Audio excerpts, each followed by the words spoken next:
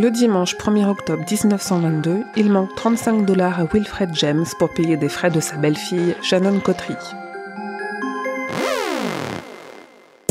Ce jour-là, il prend la décision d'aller en ville emprunter 38 $, soit 35 $ plus 3 $ d'intérêt, qu'il espère rembourser avant Noël, décidant qu'il en paierait la moitié et que l'autre moitié serait payée par son fils, en échange de quelques tâches domestiques.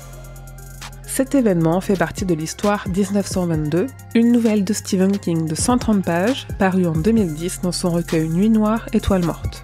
Portée à l'écran pour Netflix en 2017 par Zach Hilditch avec l'excellent Thomas Jane, cette histoire de féminicide est percutante, parmi les histoires courtes de King dotées d'une efficacité redoutable comme lui seul sait les faire.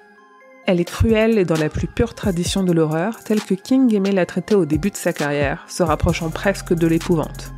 Elle emprunte même des éléments à une histoire très connue d'un auteur qui a grandement inspiré Stephen King, la nouvelle Les rats dans les murs de Lovecraft.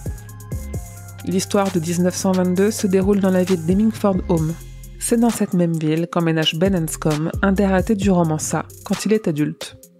Dans Le Fléau, c'est la ville où se trouve Mère Abigail, mais c'est aussi une ville citée dans Les Enfants du Maïs, car située à côté de l'action de l'histoire.